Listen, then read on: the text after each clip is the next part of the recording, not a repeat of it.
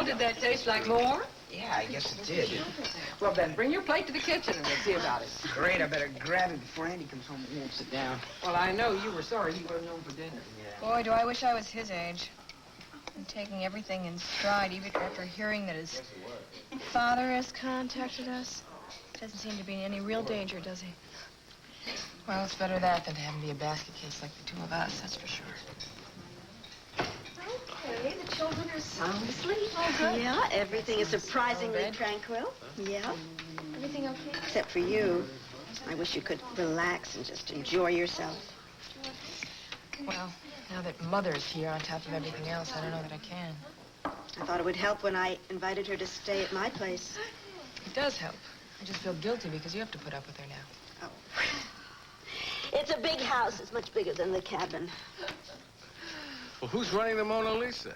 And Diana's and the Argus? Oh, shh. Please don't mention it. I've had a hard enough time just getting this man away from work for a little while.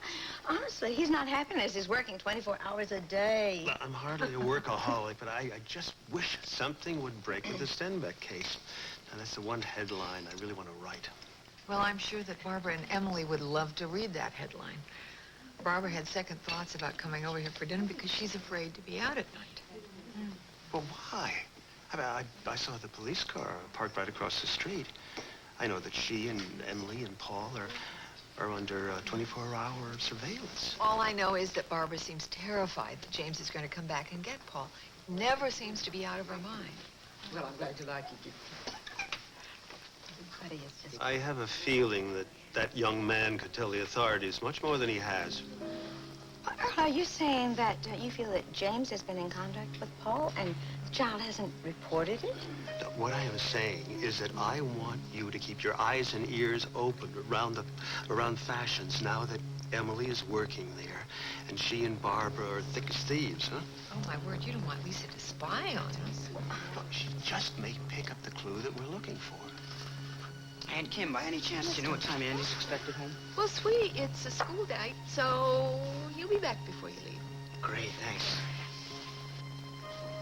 I'll take you to see the Grateful Dead. I think you're misunderstood about that. That'll be a real experience, Well, yeah. it would I'm be. looking forward to it, yeah. I'm sure you are. I'll let you borrow my tape.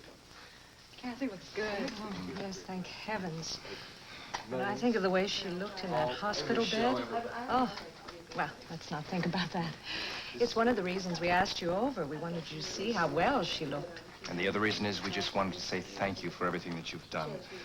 There was so much confusion that day. Liz and I didn't remember if we ever really did say thank you. But even if we did, we just can't say it enough. You saved our daughter's life. Well, she really saved herself by calling the hotline. Oh, everyone was so wonderful at Memorial. Is Cathy going to be going back to school now? Well, Dr. Michaels doesn't think we should rush it. It isn't going to be easy for Cathy to face her classmates after all this publicity. Well, I think Andy can help her with that. Oh, he already has. Oh, I don't know what she would have done without him. Listen, will you do me a favor? Will you tell Andy that? I think he's blaming himself for not seeing how serious Cathy's problems were. Well, how could he see it if we were right here and we didn't even see it ourselves? I know I said some things to him that day at the hospital, but it was only because I was so upset with myself as much as with anyone else. Well, I think it would help if he heard it directly from you. Well, he will then. Good. Listen, how about some coffee? Yeah, sure, that would be All nice. right. Okay. Follow me. Kids, I'm going to put on some coffee. Oh, Sam, okay. please. All right. Your mom really looks pretty. I can see, like, a resemblance that I never saw You know, my mom was the homecoming queen in college, and my father was the one who drove the car in which she rode around the stadium. That's how they met. Really? And, you know, he had seen her before, but he was too afraid to ask her on a date because she was in a sorority and he wasn't in a fraternity. Wow. It's really weird. Oh, no, is this boring you? No, you're not boring me at all. It's just, it's weird how that I didn't know these things about them before. We've been talking a lot, you know, since... Since you've been going to see Dr. Michaels? Yeah. I don't know, I know so little about them. There's a lot of things I misunderstood. Like how much they were hurting about Jamie. I mean, they just couldn't handle it. And Dr. Michaels says that a lot of adults don't know what to do any more than we do sometimes. And I was also wrong about why they were sending me to boarding school. They weren't trying to get rid of me. Aren't you going to say I told you so? Nope.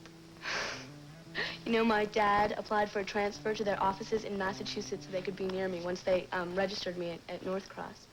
Wow. That doesn't mean you're gonna move away. I don't know. I'm not gonna sweat it, though. I mean, Dr. Michael says I should just take things as they come and not worry about things until they happen. Because, well, that's part of the reason that I started drinking and stuff. Because I was feeling a lot of pressure from things that weren't even really there. Yeah, but Cathy, sometimes it is there, and I understand exactly. I mean, sometimes you do anything not to feel it so much. Sometimes, well, I might need you to help me get through some stuff.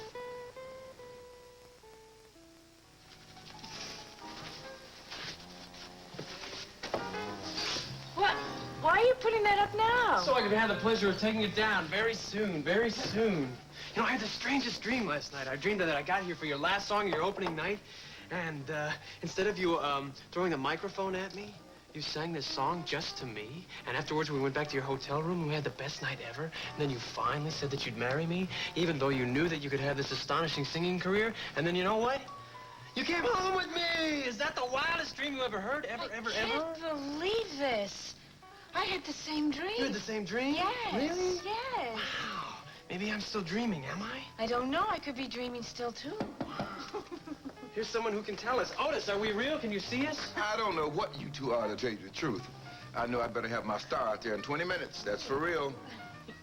Otis, did you get any news yet? I got news. Some good, some bad. What do you want first? The good. Bad.